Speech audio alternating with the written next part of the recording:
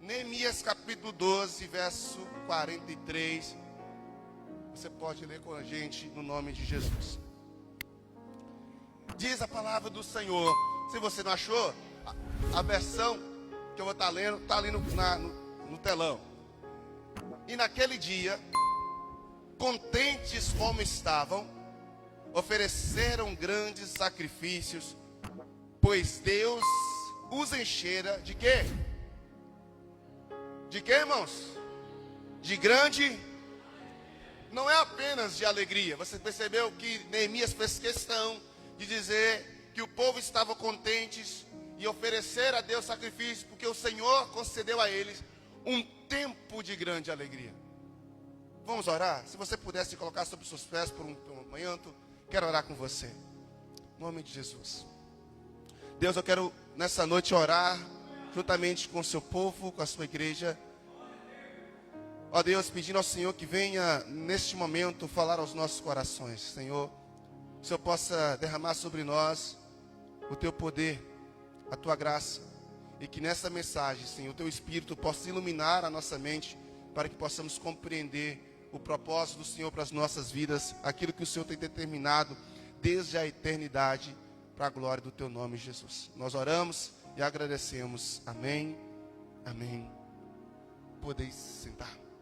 Irmãos, a alegria, ela pode ser manifestada por diversas formas, ou por diversos motivos. Diversos motivos pode levar uma pessoa a se alegrar, sim ou não? Diversos.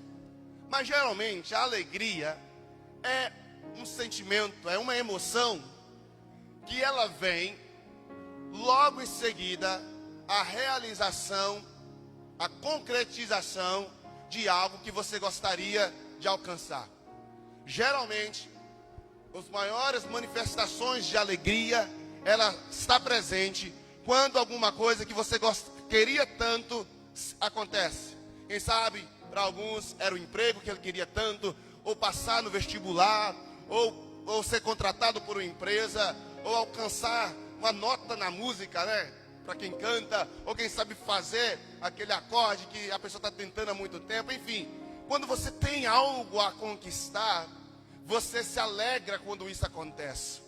E quando nós lemos esse versículo, Neemias está dizendo que o povo estava oferecendo a Deus sacrifício, e o povo estava muito contente e estava com grande alegria. Por quê? Porque o Senhor havia restaurado o povo de Judá à terra que um dia eles foram levados como escravos.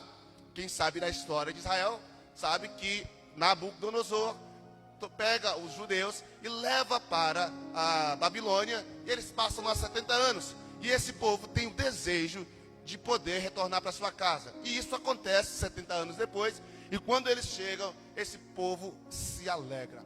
Então, quando nós olhamos para isso, nós sabemos que a alegria, ela vem quando nós alcançamos o que nós queremos. Mas para você alcançar o que você quer, você tem que ter o desejo, você tem que ter o sonho, você tem que ter um propósito, você tem que ter uma meta a alcançar. E é sobre isso que eu quero falar. Eu já tenho dito aqui no decorrer das semanas e dos cultos, e vou dizer hoje novamente, você vai me ouvir falar umas 2, 3 vezes essa mesma frase. Ninguém pode subir para um próximo nível se os seus sonhos já não estiver lá. Entendeu isso? Às vezes a gente quer avançar, a gente quer de alguma forma crescer, ou a gente no mínimo está incomodado no nível que eu estou, mas eu não paro para sonhar, para pensar. Nesses 40 dias de propósito que vamos iniciar a partir de março, nós iremos entrar numa jornada de crescimento, uma jornada de avançar rumo aos propósitos de Deus. E sabe o que Deus tem como para a nossa vida, como principal objetivo? É que nós possamos alcançar pessoas. Nada deixa os céus mais felizes quando nós alcançamos pessoas. Eu sempre tenho dito aqui, vocês já me ouviram falar isso. Nós temos buscado a viver uma igreja não baseada em manutenção, mas uma igreja baseada em crescimento.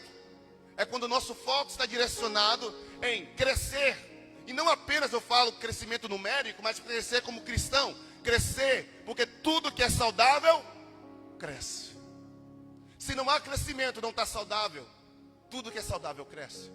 Tudo que tem vida cresce, evolui, multiplica. Então Deus, fala comigo. Para Deus, cada pessoa conta. Para Deus, cada pessoa conta. Para Deus, cada pessoa é importante. E sabe quantas pessoas Deus está querendo salvar hoje? Chuta aí. Deus está querendo encontrar e salvar hoje 5 milhões. Coloque na tela para mim, varão. Aí tem a parte. Deus quer salvar 5 milhões de pessoas. Por quê? A estimativa é que existe no mundo, pode ir, está lá na frente. No mundo existe 7 milhões e 200 mil pessoas no mundo. E há uma estimativa que exista 2 milhões de pessoas crentes em todo o mundo. E eu estou falando 2 milhões de pessoas crentes sem falar aqueles crentes marromenos. São pessoas que nas pesquisas, quando pergunta para ele, você é evangélico? Ele diz, eu sou. Mesmo que ele dizendo que é evangélico, a vida dele não está lá essas coisas com Deus. Mas ele professa. Então a estimativa é que nós temos hoje cerca de 2 bilhões de pessoas dizendo ser evangélicas. O que nos resta, 5 bilhões de pessoas e 300 mil pessoas que precisam ser salvas. E a questão é que Deus tem urgência em salvar essas pessoas. Aqui em Almenara, esse dia quase escapou o Luiz para os irmãos. Almenara, fazendo a pesquisa no censo de 2010, que é o último censo que está registrado, nós temos uma perspectiva de 42.380 habitantes. E aí eu fui fazer mais pesquisa, falei, quantas pessoas cristãs, evangélicas tem em Almenara? Aquelas que professam e dizem ser crentes. Nós temos hoje 6.794 evangélicos em Almenara. E o que isso significa, pastor? É que nós estamos tendo um saldo de 35.586 pessoas em Almenara que precisam ser salvas, que precisa de Jesus, que precisa de alguém que vá ao encontro delas e que fale de Jesus para elas. E aí ontem eu ministrei em uma igreja aqui para líderes, e eu disse para esses líderes que nós temos uma síndrome em Almenara e nas cidades pequenas como um todo, de migrações. Pessoa que migra de uma comunidade em uma outra. Irmãos, uma igreja que está cheia de pessoas vindas de outras denominações, ela não cresceu. O reino não cresce. Até que a igreja ali pode ter crescido o número de pessoas que frequentam, mas o reino não cresce quando um membro sai de uma igreja e vai para outra. O reino cresce quando a igreja de Cristo sai da sua zona de conforto e vai ao mundo e derruba as portas do inferno, porque elas não prevalecerão contra a igreja, e vai lá, meu irmão, e saqueia o inferno para povoar o céu. Deus está nos chamando. Deus está nos chamando, aguarda aí, varão. Deus está nos chamando para povoar o céu de pessoas salvas. Eu tenho consciência que em Almenara existem mais de 35 mil pessoas que precisam ser salvas. E eu quero perguntar, aliás, eu quero convidar você a refletir. O dia que você estiver diante de Deus e Deus falar, meu filho, quantas pessoas você alcançou? E você falar, Senhor, não tive como alcançar. E Ele vai responder para você, volta lá na estatística lá, varão. Você teve 35 mil. Quanto? 586 pessoas que você poderia alcançar para mim. Desses 35 mil, você não alcançou ninguém. E eu estou falando isso na sua cidade. Imagina quantas pessoas não crentes tem no seu bairro. Imagina quantas pessoas não crentes tem na sua rua. Imagina quantas pessoas não crentes tem no seu trabalho e na sua família. Mas e aí, pastor, o que eu faço? 2 Timóteo capítulo 3, verso 3 ao 6. Olha o que a Bíblia vai dizer. Vai aparecer na tela. Você está bastante versículo, então está tudo aí, depois você só anote. 2 Timóteo capítulo 3, verso 3, está escrito o quê? Cadê, varão? Está aí não? Está não, né? Então, porque isto é bom e agradável diante de Deus, nosso Salvador, que quer que todos os homens se salvem. Percebeu o que é isso? É bom e agradável ao Senhor, e Ele quer que todas as pessoas se salvem. Então ele está querendo que os 37 mil, os 42 mil pessoas de Almenara sejam salvos. Ele quer que os 7 bilhões e 300 mil pessoas do mundo sejam salvos. 2 já foram evangelizados. Os 5 bilhões que restam precisam ser alcançados. E eu preciso compreender que isso só depende de mim. E é por isso que quando eu falo que quando nós estamos aqui mudando a forma de pensar a igreja, eu estou convidando vocês a pensar a igreja não da perspectiva de que igreja é para mim manter, é para me fortalecer. Igreja só é um ambiente para eu ir buscar a Deus. Igreja é um ambiente para eu buscar uma bênção. Igreja é um ambiente para eu ter comunhão com os irmãos. Igreja é tudo isso, irmão. Tudo isso, sim, está certo. Mas muito mais do que um ambiente de comunhão e um ambiente de manutenção de fé, igreja é um centro de treinamento para pessoas sair do meio dela, das 4 paredes, e salvar outras pessoas. Igreja é um ambiente em que você chega, é acolhido, abraçado, é ensinado, é treinado, mas tem que ser enviado. Tem que ser enviado, é natural o processo. Em tudo, você olha para o mundo animal, aqueles vídeos lá da África, quando uma leoa pare, ela vai lá, pare, defende o leãozinho, ela caça para o leãozinho. Mas o fato é que na medida que o leãozinho está crescendo, essa leoa começa a carregar o leãozinho para o mato, para as caçadas. E ela vai lá, mata e deixa o bicho lá quase morto. E depois chama os leãozinhos para vir acabar de matar, ensinando o leãozinho a caçar. E quando o leãozinho já está se caçando sozinho, a leoa simplesmente os deixa. Porque é processo natural da vida: nascer, crescer, aprender e frutificar. Mas por que nós nos acomodamos em nascer, crescer e sentar para assistir os cultos? Porque nós nos acostumamos a simplesmente viver uma vida cristã, evangélica e frutífera, não próspera. Sabe, irmãos, Deus está nos chamando para mudar a nossa mentalidade e começarmos a pensar comigo exponencialmente. E para isso a gente tem que ter alvos. Tem gente que não gosta de alvos. Tem gente que não gosta de metas e objetivos, mas os alvos, ele tem alguns benefícios. E o primeiro já está aí. O primeiro lá, ele nos ajuda, coloca lá, a focalizar nossa energia. Entenda isso. Quando você começa a mirar em muitos alvos, você não acerta em nenhum. Você já viu aquela pessoa que começa a fazer um monte de coisa e deixa tudo no meio do caminho e não termina nada? Começa no ministério e começa a aprender a tocar violão. Aí já deixa o violão para lá, começa no teclado. E já deixa o teclado para lá, eu já vou para o ministério de dança. E já deixa para lá, ela não cresce nunca. Porque ela não focaliza energia em nada. E a primeira coisa que o alvo, ele nos ajuda, eu vou aprender, o alvo nos ajuda a focalizar energia. O alvo nos ajuda, em segundo lugar, a ser mais eficazes. O alvo nos ajuda a estabelecer prioridades. O alvo nos ajuda, irmãos, a crescer. Entende? E essa igreja vai começar a ter alvo. A igreja agora, de Itaiobeiras, de Almenara. Conversei com os irmãos de Itaiobeiras. É isso aí, filho. A igreja de Almenara vai começar a ter alvos. No CCM agora, de sexta-feira, nós falamos sobre a nossa missão. Qual é a missão dessa igreja e em que pontos nós iremos trabalhar. Então é importante que você que está aqui como membro dessa igreja, começa a compreender o destino, o lugar para onde Deus está querendo nos levar. Deus está querendo nos tirar do lugar que estamos e nos levar para um nível mais alto. Mas você precisa tão somente compreender que, embora nós temos um alvo de chegar em um lugar, o destino que nós vamos chegar depende do percurso que nós iremos caminhar. É o percurso, é a jornada. E essa jornada não é fácil. Essa jornada exige de você trabalho. Essa jornada exige de você suor. Exige.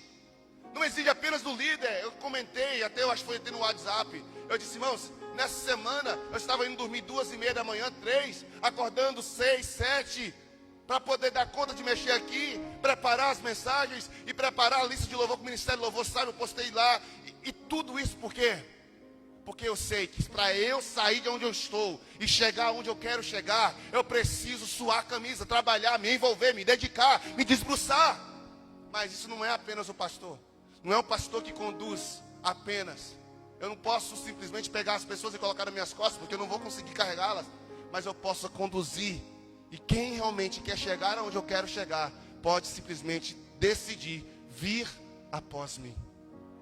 É interessante que Paulo vai dizer: sede, pois, imitadores de Deus como filhos amados. Mas em outro momento Paulo vai dizer: sede, pois, imitadores de mim, como eu sou do Senhor. E nós cremos que essa igreja, ela pode desenvolver um pensamento exponencial.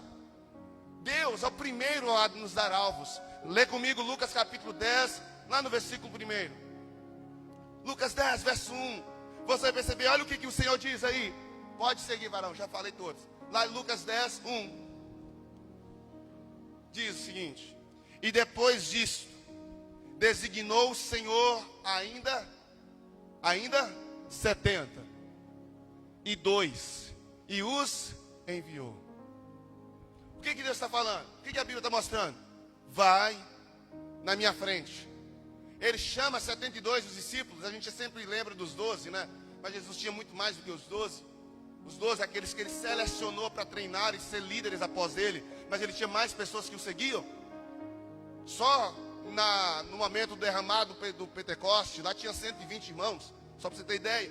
Então nós temos 72 que recebe uma missão de Jesus. Mas a missão é clara. Ele disse, Lucas registra: e mandou-os adiante da sua face, de 2 em 2, a todas as cidades e lugares onde ele havia de ir.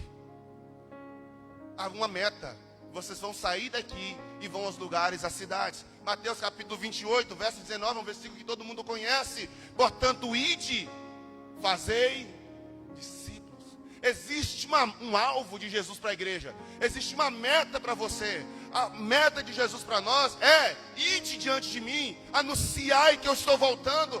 Se aos 72 a ordem era: vai e diga que eu estou indo depois de vocês, a missão de Jesus para mim e para vocês é: vão e diga que eu estou voltando, breve retornarei para buscar a minha igreja. E nós somos o arauto de Jesus. Há um alvo para mim, e esse alvo é que verdadeiramente eu possa cumprir o ID, a ordem de Jesus. Se quisermos fixar os nossos alvos e quisermos alcançar os propósitos de Deus para a nossa vida, sabe, então, se a gente quer verdadeiramente cumprir o que Deus quer e determinou para nós, existem alguns pontos, inclusive está na primeira folha que você vai poder completar agora. Se quisermos fixar os alvos de Deus para a nossa vida, a primeira coisa, repita comigo: pense, coloca aí, varão, pense alto. Está logo em seguida esse versículo aí. Pense alto, sonhar alto. Você pode sonhar alto. Às vezes a gente olha para a nossa situação, o nosso lugar que a gente está morando, a igreja que a gente está congregando, o templo que eu estou frequentando, e começa a falar assim: poxa vida, a gente vê esses dados que eu coloquei aí, 5 bilhões de pessoas para ser salvos. Está lá na frente, varão, pode estar bem depois desse versículo que eu citei. Esses 5 milhões de pessoas, bilhões de pessoas para ser salvos. 5 bilhões. A Almenara, 35 mil pessoas para serem salvas. E a gente começa a olhar esses números, né? E começa a olhar para a nossa igreja. Olhar para os problemas da nossa igreja, para o povo da nossa igreja. E falar: será que a gente consegue ganhar pelo menos 2 desses 35 mil? Irmãos, vira para o seu irmão e diga para ele aí. Está um antes desse aí. Vira para o seu irmão e diga: eu estou ensinando o irmão, tá? Com o tempo ele vai pregando aí. Vira para o seu irmão e diga para ele assim, ó. Vira para ele e diz com amor em nome de Jesus: nós seremos do tamanho dos sonhos que teremos. Eu preciso compreender que nós somos o tamanho dos nossos sonhos. Sabe? Você precisa compreender que Deus tem que colocar no nosso coração, e a gente tem que sair dessa mesmice, dessa vida raquítica, de ficar olhando para os problemas de baixo para cima. A nossa igreja é isso, a nossa igreja tem esse problema, os irmãos da nossa igreja é isso, a história da nossa igreja é assim. Irmãos, a gente começa a fixar tantos problemas e tanto nas dificuldades, que isso vai suprimindo em nós a capacidade de entender que ainda que somos pequenos, o nosso Deus é grande. Ainda que somos tão pecadores, o nosso Deus é santo, e o seu santo nome e sangue nos santifica pelo Espírito Santo. Deus está nos chamando a sair desse pensamento pequeno e mesquinho e a pensar alto, ter sonhos grandes para a glória de Jesus. É possível. Está todo mundo duvidando de Davi, mas o Davi não estava duvidando dele, muito mais de Deus. As pessoas podem até olhar para nós, para a sua condição, para o seu ministério e duvidar. Quando Jesus foi predito que nasceria, foi predito pelo profeta Isaías que ele nasceria em Belém. Assim conhece a história, e quem sabe um pouco de Israel, sabe que Belém era minúscula diante das demais cidades. Era um território pequeno, insignificante, a tanto que quando se questionou onde o Messias nasceria, responderam: o Messias virá de Belém. E aí alguém disse: porventura pode vir alguma coisa que preste de Belém? Não apenas veio algo que preste, veio o Salvador que mudou a história do universo. Entende? Pode porventura vir alguma coisa de preste da Igreja Presbiteriana Renovada de Almenara? Sim, pode, porque quem levanta, capacita, sustenta, fortalece e envia é o Senhor dos Exércitos. E nós não dependemos da nossa força, dependemos da força que vem do Senhor. Você pode adorar Jesus com suas palmas, amado?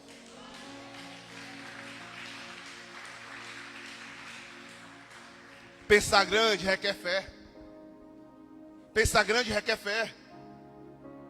É grande demais pensar que se minhas palavras, através das minhas palavras, um monte pode migrar do lugar que está e se precipitar na água. É grande demais isso. Mas Jesus disse: se tiveres fé, isso vai acontecer.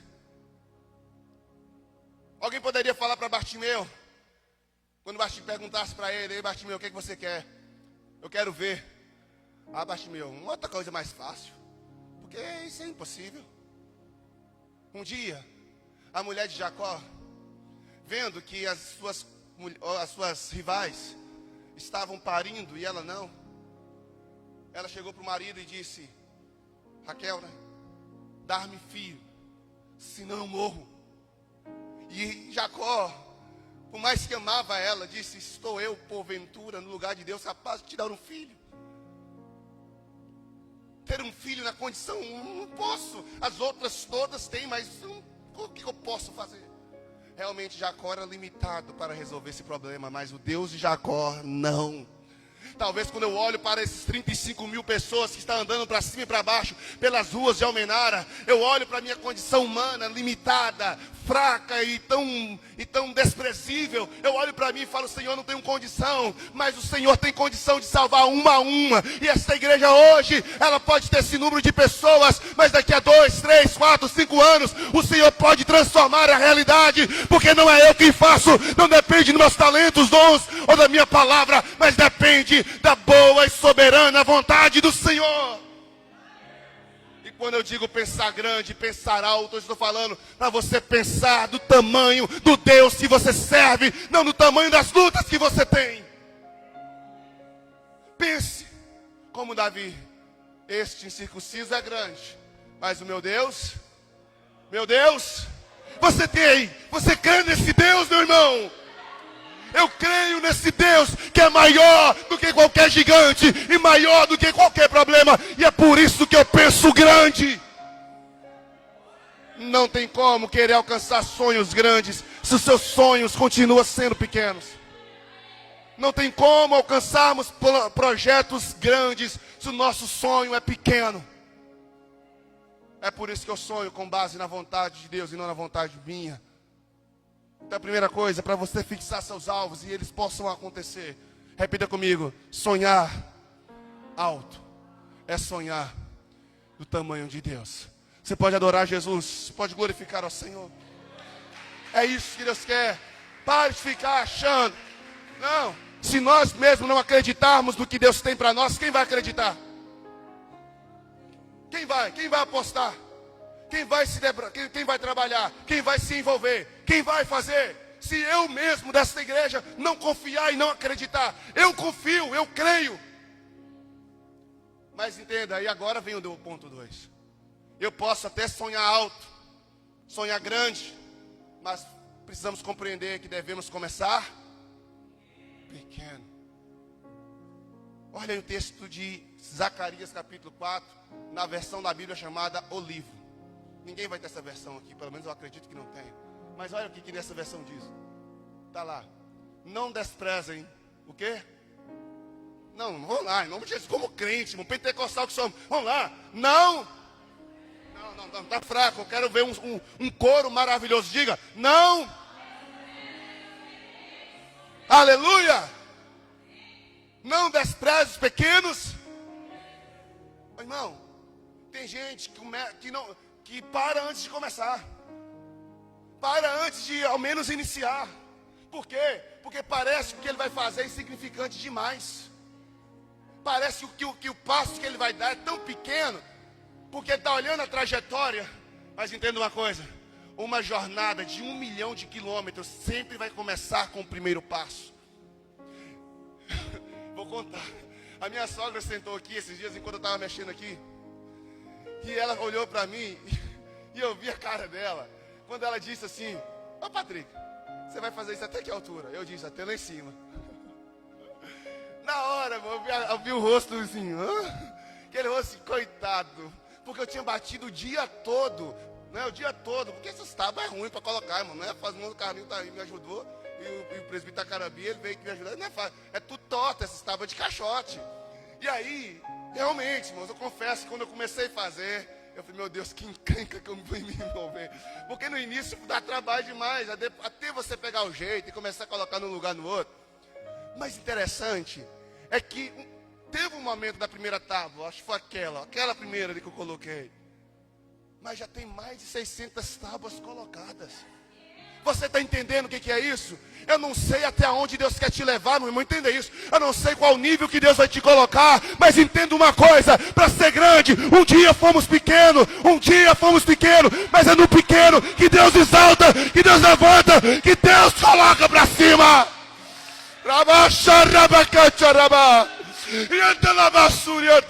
Então, não despreze. Quando Neemias vai começar a reedificar os muros, Sambalate, Tobias, Gesem começaram a zombar deles, dizendo: o que eles estão achando? Eles acham que vai construir um muro em 2 dias? Um muro que levou mais de 40 anos para ser construído. Você acha que eles vão reconstruir os muros? Pode ter levado 40 anos, mas Neemias e o povo levou 50 dias, se eu não me engano aqui, mas foi essa média. 50 dias. Mas toda construção, todo prédio que leva não sei quantos mil tijolos, começa com o primeiro. Irmãos, eu sei que os irmãos podem estar até meio confusos nesse primeiro assentamento. Eu entendo, até estava comentando com o irmão, eu entendo que no processo de transição, tudo fica meio confuso mesmo. A gente fica sem perceber, sem entender muitas coisas. Assim como eu estava aqui. Quebrei a cabeça, fiquei meu pai de onde eu me metei. É porque um é grande, um é largo, o outro é pequeno. Mas depois que você começa a entender o processo e começar a compreender aquilo aqui que levou quase um dia, aquela parte de cima com as tábuas bem mais fina, levou horas. Claro, com a ajuda do pequeno lá em cima, né? Por quê? Porque no processo a gente vai se ajustando. Entende, irmãos? Quem está comigo? Então repita comigo: eu posso sonhar grande, mas começo pequeno. Quem é mãe aí, que está perto dos seus filhos? Dá uma olhadinha para os seus filhos aí. Dá para imaginar que essa coisa bonitinha desse tamanho saiu de dentro de você? Dá para imaginar? Agora eu vou perguntar para os machos. Porque primeiro saiu foi dos homens. Agora, olha aí, Monanias, para Jéssica, para o Leandro. Olha o tamanho de Leandro lá atrás. Olha aí. Dá para imaginar. Porque é o processo natural da vida. O que eu estou falando aqui é coisa natural. tudo para ser grande, um dia foi minúsculo. Quem está olhando a nós, quem está olhando para essa igreja, um pouco que está tendo hoje, com o número de pessoas hoje, não imagina o quanto ela vai avançar, não imagina onde ela vai alcançar, porque o Deus que chamou é que capacita, sustenta e fortalece. Você crê nisso? Adore o Senhor. Eu creio em um Deus que nos faz crescer. Terceiro, eu entendo outro princípio. Diga comigo. Terceiro, vai lá, varão. Torne os seus alvos. Vamos lá?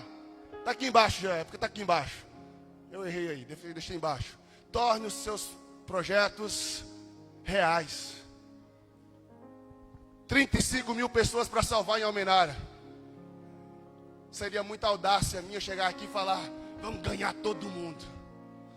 Embora que nós podemos fazer isso. Você crê? Eu creio que o nosso Deus. Mas eu entendo, e eu não quero ser egoísta, eu entendo que em Almenara, não pesquisei, podia ter pesquisado para saber a média de igrejas evangélicas que tem em Almenara. Mas eu sei que não é pouca. Mas eu entendo que pegando os 35 mil pessoas que ainda tem para serem salvas, e isso é no censo estimado de 2010, e dividir por as várias igrejas que aqui tem, eu tenho certeza que nós vamos ter templos grandiosos para poder conter todo mundo. Entende isso? Mas eu preciso ter alvos concretos, isto é, eu não vou aqui querer desafiar a igreja a ganhar mil dessas pessoas. Embora eu creia, de 35 mil, essa igreja pode sim. Você acredita que Deus pode dar 10% desse número para nós? Por que eu falo para nós? Porque é através de nós que Deus quer alcançar essas pessoas. Não são os anjos. Eu preguei aqui, eu acho que 15 dias atrás. A responsabilidade da pregação não é de Deus, nem de Jesus, nem do Espírito Santo, e muito menos dos anjos. A pregação do Evangelho é da igreja. Se a igreja não está fazendo, é por isso que as pessoas não estão convertendo. Porque os anjos não vão fazer. Eu preguei isso, não vou pregar de novo. Então, se eu creio que se eu levar esta igreja, levar a sério o Evangelho, por que eu não posso pedir a Deus 10% que dá 3.500 pessoas? Por que eu não posso pedir a Deus 1% que dá 350 pessoas? Entende, irmãos? O que eu quero que os irmãos compreendam é que tem muito trabalho para fazer. Tem muitas almas para ganhar. E a gente não pode transformar a igreja em um clube social. Em um clube que só serve para comunhão. Em um clube que só serve para manutenção. Nada disso. Se eu quero um clube social, vai para o ABB, para o ASPA, vai para o SESC. Lá tem piscina. Lá você pode assar seu churrasco. Lá você pode banhar em piscina. Um monte de coisa. Igreja não é clube social. Igreja é agência de salvação de pessoas na terra.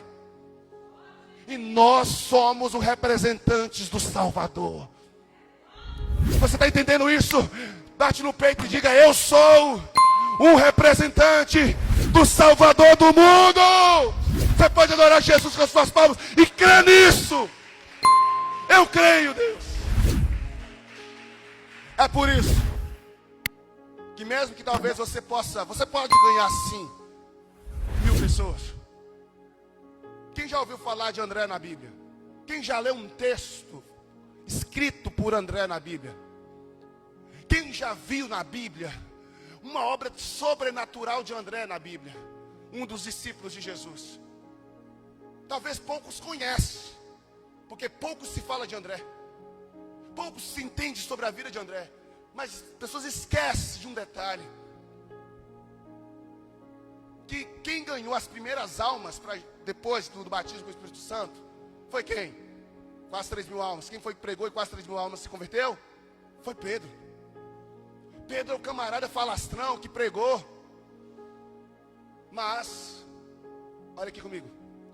Sem André não existia Pedro. Porque foi Pedro que trouxe, foi André que trouxe Pedro para Jesus. O que eu quero dizer para você é o seguinte: talvez você não vai ganhar 3.000 pessoas, mas você vai ganhar alguém que pode ganhar 3.000 pessoas, como assim foi André.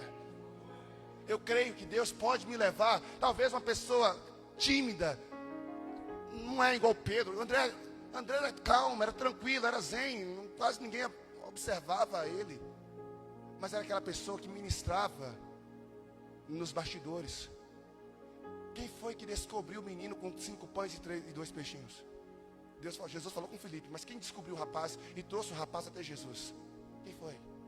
André. Ninguém fala de André, fala da história de todo mundo, dos 5 pães, fala do milagre, fala de tudo, mas não fala que quem achou o menino no meio de quase 5.000 homens, fora mulheres e crianças, mas está lá um obreiro, caladinho, na dele.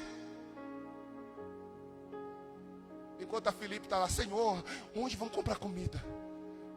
André está procurando resolver o problema. Tem gente que fica parando e questionando os problemas. Tem outros que procuram a solução dos mesmos problemas. Você tem 2 posições. A posição de ficar criticando e questionando os problemas, ou a decisão de buscar, ainda que no silêncio, a solução dos mesmos. André sai no meio da multidão, tranquilo, zen, sem ninguém perceber. Encontra o menino. Ô meu filho, você trouxe, estou contemporizando, tá? Essa comidinha não é meu lanchinho. Faz favor, quero te apresentar alguém importante. O mesmo André que apresentou Pedro a Jesus, e o Pedro ganhou 3.000 almas, foi o André que apresentou uma criança a Jesus, e que matou a fome de 5.000 pessoas. Você pode adorar Jesus por isso, irmão. Talvez eu não vou ganhar 5.000 pessoas, talvez eu não vou matar a fome de 5.000 pessoas, mas eu fosse ser o agente de Deus para encontrar pessoas que vão salvar, pregar, ganhar, alimentar mais de 5.000 pessoas. É por isso que você precisa compreender que nem sempre Deus só usa os barulhentos. Deus usa os barulhentos, Deus usa os que gritam, mas Deus usa os caladinhos. Também Deus usa todo mundo da maneira que Ele quer, da forma que Ele quer, porque Ele é Senhor e conhece todos nós, e usa cada um de nós na medida e na proporção da sua bondade. 4. Já está lá, irmão, até rápido. O que eu tenho que pensar? Pense nos alvos, baseado mais do que? Irmãos, eu posso até crer com os irmãos. Eu creio que essa igreja vai avançar, sim ou não? Vamos crescer, sim ou não? Mas eu não posso contar com vocês para sonhar. Tem mulher que fica contando com o marido para sonhar. Tem marido que fica contando com a mulher para sonhar. Tem filhos que ficam contando com os pais para sonhar. Mas eu preciso compreender, irmão, se para os projetos de Deus se cumprir na minha vida, só depende de 2 pessoas. Primeiro, o próprio Deus. E segundo, sou eu. Sou eu que tenho que definir. É o meu comportamento que vai me levar até onde Deus quer me levar. Eu não posso ficar vivendo a vida de culpar A, culpar B, culpar C. Eu não estou desenvolvendo o ministério, eu não estou crescendo, eu não estou avançando. É por causa do marido que pega no meu pé. É por causa, irmãos, entenda bem. Uma mulher conseguiu salvar toda a casa dela, e mesmo tendo um marido que é viciado em álcool, louco. Abigail, ou as irmãs não conhecem a história. Ela tinha tudo para se esconder e deixar que a morte chegasse na casa dela, mas ela não se escondeu. Ela assumiu a responsabilidade, porque ela sabia que a salvação da casa dela dependia da atitude dela. Pare de ficar colocando a culpa no marido, a culpa na igreja, no ministério, no pastor, no irmão A, na irmão C, no filho, nas crianças. Ei, você precisa falar: a responsabilidade é minha, o interesse é meu, a decisão é meu. Deus me chamou, e se Ele me chamou, eu digo sim. Diga comigo: autorresponsabilidade. Para, se a gente olhar para a renovada de Almenara e pensar: meu Deus, mas essa história, igual o profeta Isaías, capítulo 6, o Senhor chega para ele e fala que vai usá-lo. Aí ele diz: Senhor, mas eu sou um homem de lábios impuros, minha família, povo de boca suja, eu habito no meio de uma terra de pessoas de lábios impuros. Aí Deus chega para Gideão, a mesma coisa: Gideão, vou te usar. Senhor, mas minha família é a menor da casa de Israel. Eu sou o menor da minha casa. Deus chega para Moisés: Moisés, vou te usar. Senhor, mas eu sou gago.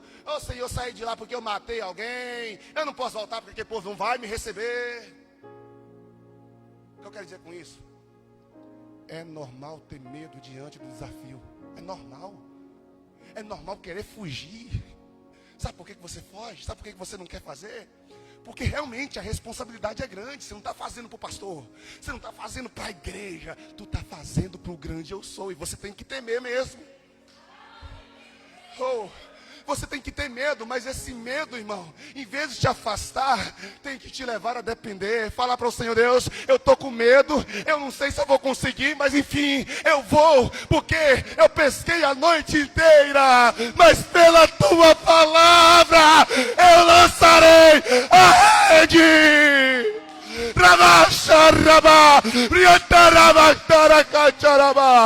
É pela palavra de quem te envia.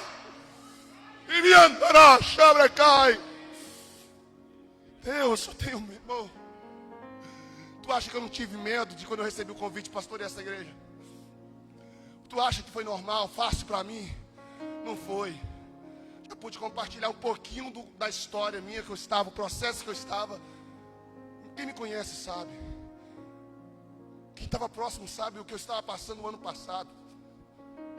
Não foi fácil não, irmão. Mas Deus sabe de tudo. Ele sabe por que eu voltei para Almenara. Ele sabe do que passava no meu coração. Mas foi no momento que eu mais queria fugir. Foi no momento que ele chegou para mim e falou: rapaz, não foge, porque não é você quem irá fazer, não é você quem faz, sou eu através de ti. Moisés, vai Moisés, porque a boca é tua e a palavra quem vai dar sou eu. Vai Gideão, dessa tua força, Gideão, e livra o povo de Israel. É como o Senhor Jesus disse: Pai, afasta de mim, mas que seja feita a tua vontade. É o meu comportamento, é a minha atitude, é a minha ação, é o que eu faço diante do desafio que determina se eu vou chegar ao final do percurso ou não.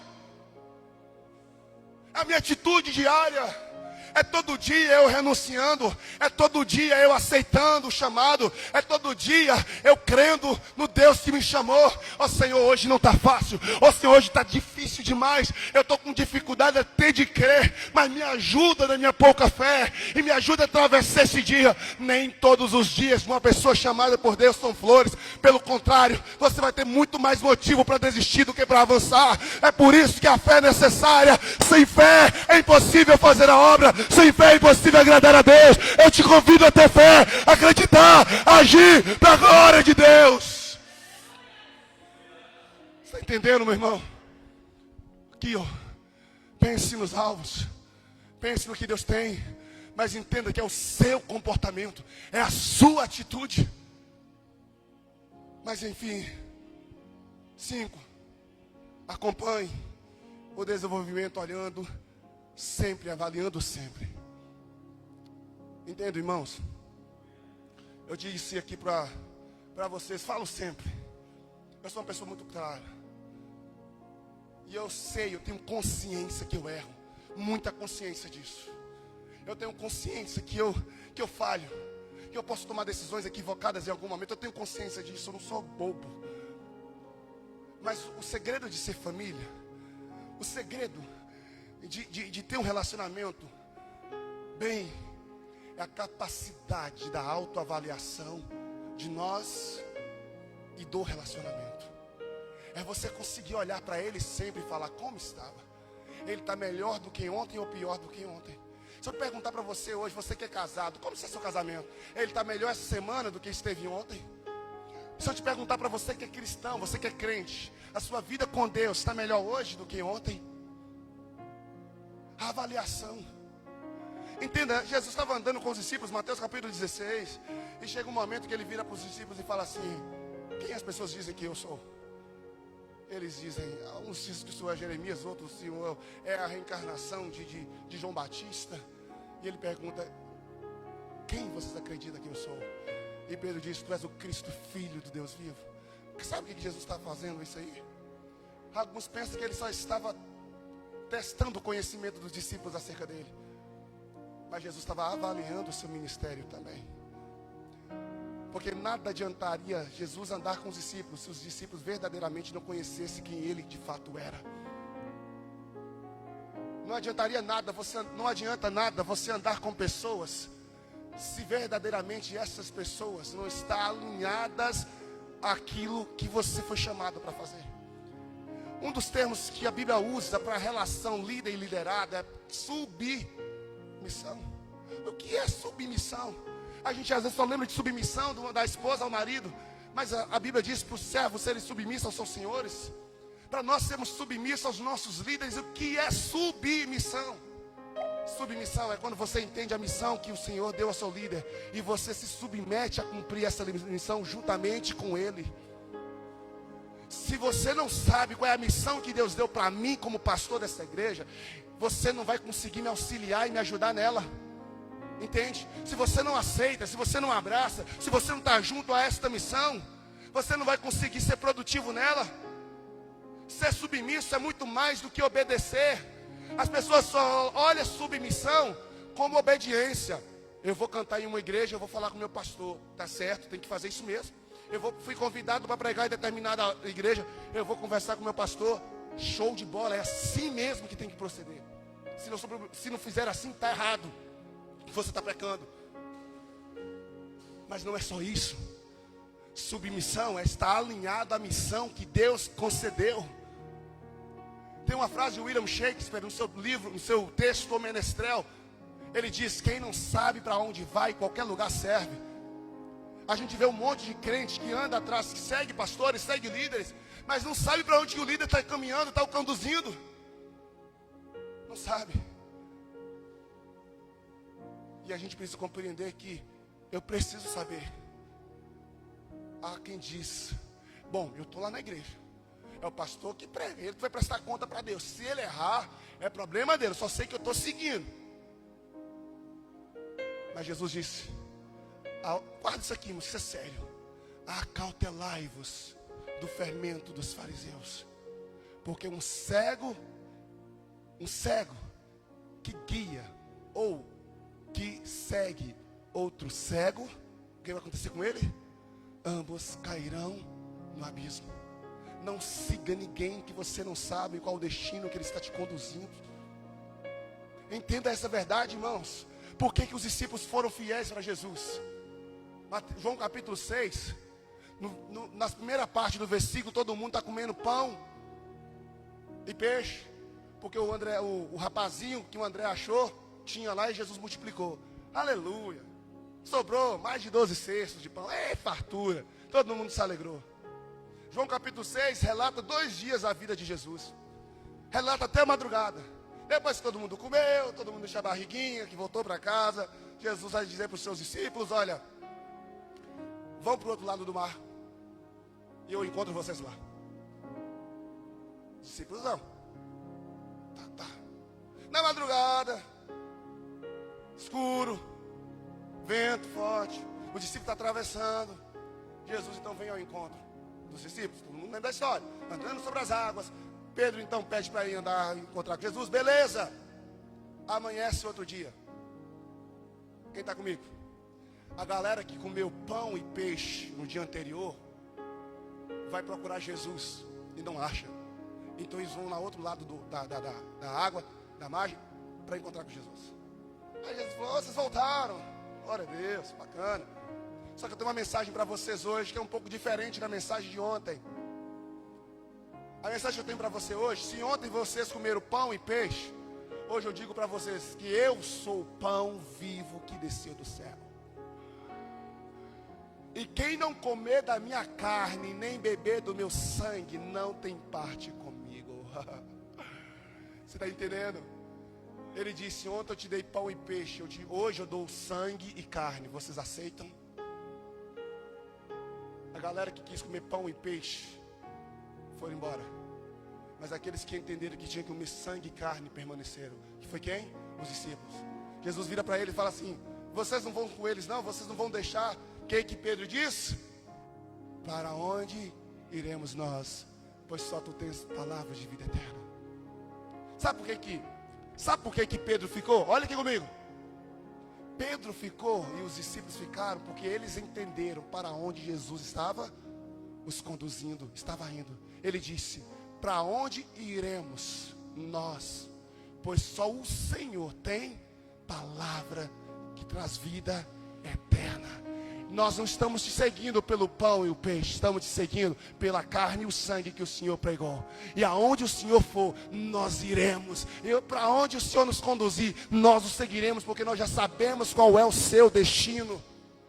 Nós sabemos para onde o Senhor está nos levando. Por isso, avalie.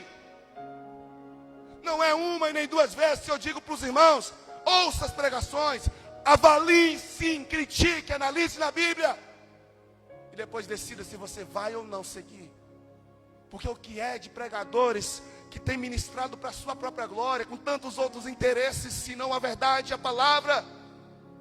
O próprio Paulo diz que nos últimos dias surgiriam homens que pregarão falsa doutrina. É por isso, querido, que eu preciso avaliar como eu estou, como a palavra dessa igreja tem sido ministrada, como a nossa vida tem estado diante do Senhor. E eu quero, em nome de Jesus, dizer uma coisa, irmãos. Eu disse aqui uma quarta-feira: 3 coisas podem identificar a saúde de uma igreja. Tem mais coisa para falar, mas eu vou continuar essa pregação no próximo culto. Eu não sei como está a escala, mas eu vou continuar no próximo culto, que não vai dar tempo. Você percebe que eu não cheguei nem na metade. Mas eu quero continuar e eu quero convidar você a estar aqui no próximo culto. Mas eu vou falar essa por última coisa. Coloca para mim, varão. Próximo slide. Qual é o objetivo dessa mensagem? Quem está entendendo, irmão? Quem entendeu? Está compreendendo? Se não compreendeu, está gravada. Você vai assistir quantas vezes você quiser, mas não deixe de entender. Porque nós temos como objetivo nessa semana. Primeiro, coloca aí. Qual é o objetivo? Vai lá.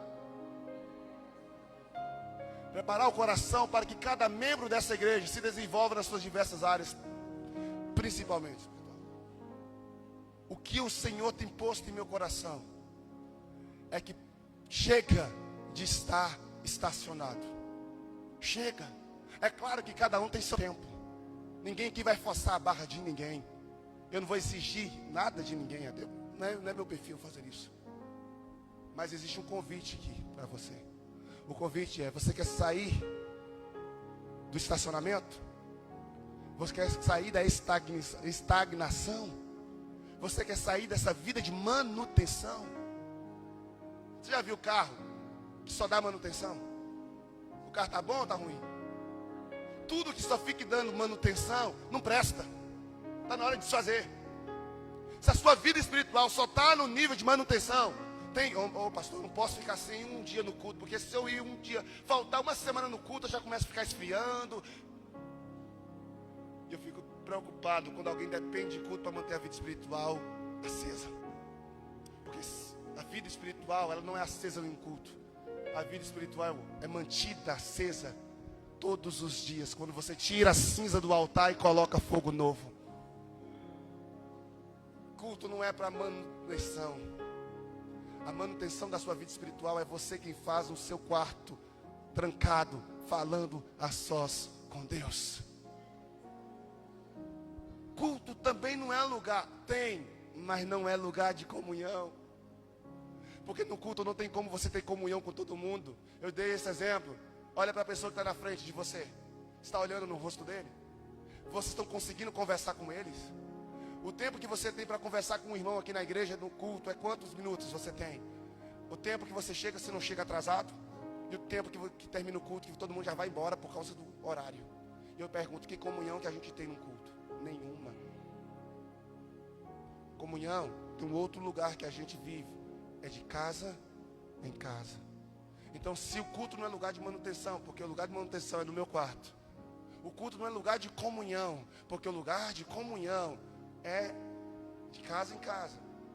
Partindo o pão de casa em casa. É isso que a Bíblia diz. Estavam unânimes no templo e de casa em casa. O que o culto serve? Para quê o culto serve?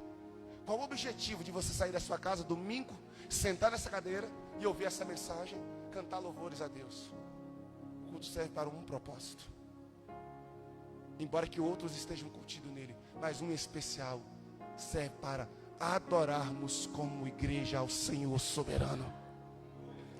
Você recebe uma palavra, mas a finalidade crucial do culto é a adoração. É por isso que eu me preocupo quando as canções estão sendo tocadas e a pessoa está lá. em Marte, Júpiter. Nada contra, nada pessoal. É por isso que eu me preocupo quando a ministração está pregada e você está desinquieto. Por quê? Porque se você veio prestar um culto a Deus, cara, você tem que dar o melhor. Se você veio prestar um culto a Deus, você precisa se envolver com Ele. Você, irmão, todo mundo aqui que não já namorou, vai namorar um dia. Quem não é casado, um dia eu profetizo, Ana, Julie, Rian, um monte de gente aqui, a irmã Zenai. Uma bênção de Deus para o casamento de vocês. Oh, glória, nós vai casar tudo aqui. Mas quem é casado sabe. Quem é casado sabe que é tão ruim você estar do lado de alguém que você ama e essa pessoa está lá em Júpiter. É tão ruim você estar do lado de alguém que você quer a atenção dela, mas ela está pensando em... Você veio adorar a Deus. É um momento de relacionamento com Deus. É um momento que você... E esse culto, você pode fazer em sua casa? Pode, sozinho. Mas aqui você está tendo a graça de fazer coletivamente, unindo a família de Deus para esse encontro. É por isso que você precisa desligar de tudo. Pastor, por que o senhor tampou a porta da igreja? Porque eu sei que aquilo ali na rua tirava a atenção de todo mundo. Eu estou dando glória a Deus que desde quando colocou lá, o índice de pessoas que ficavam olhando para a rua parou. Dá glória a Deus por isso, irmão. Porque o seu foco tem que ser aqui. O amado na nossa alma está aqui. O Redentor que vive está aqui. E eu posso adorá-lo com espírito e em verdade. Mas existe uma outra finalidade também do culto.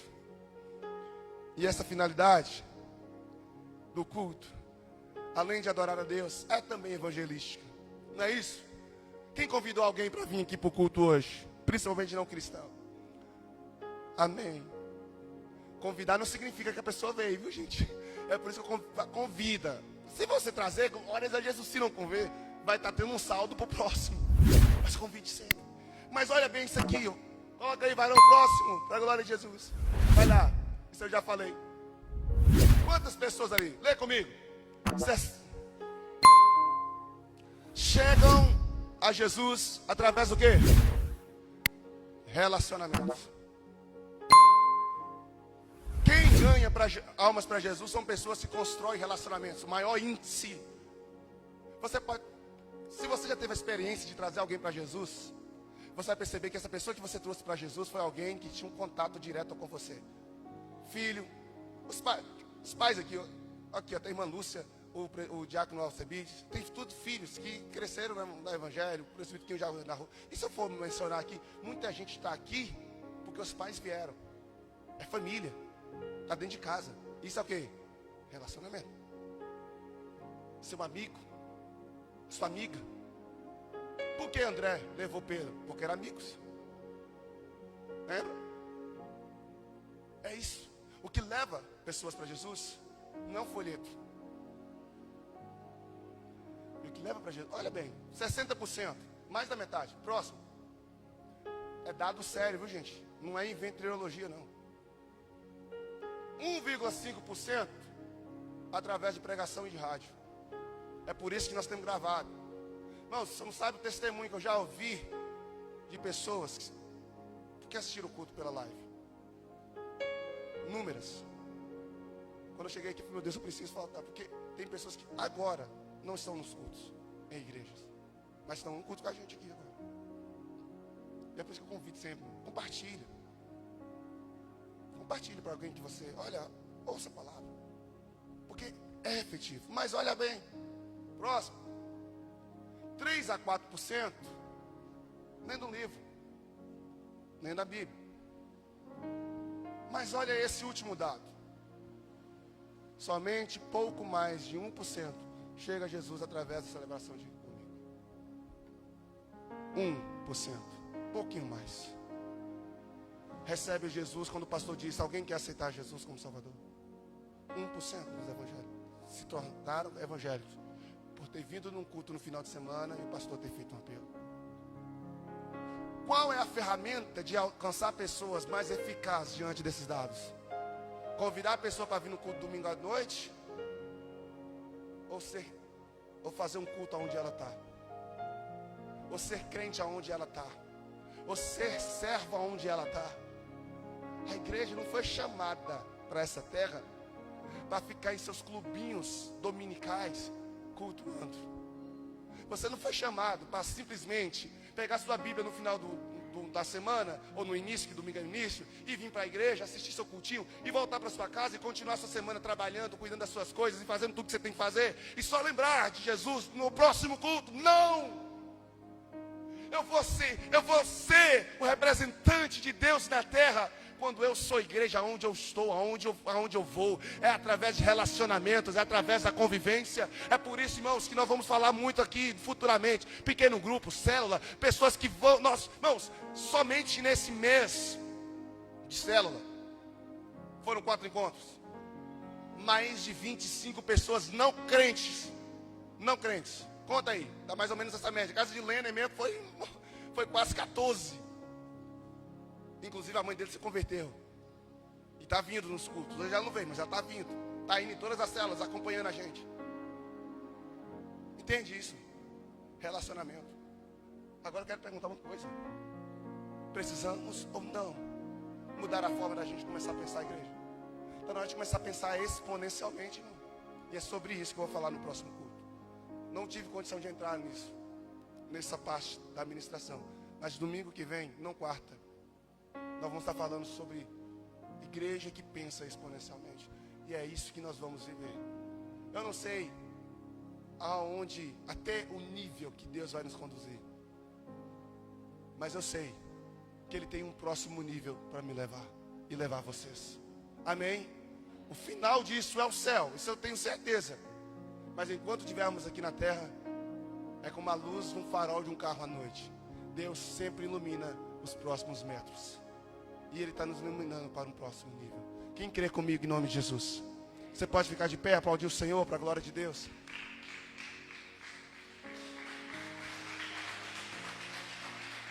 Aleluias. Vamos orar. E sabe o que eu quero convidar você para orar? É a minha oração. Eu quero convidar, quero desafiar você a esta semana orar, como você sempre com certeza faz, mas orar de maneira intencional. Guarda isso.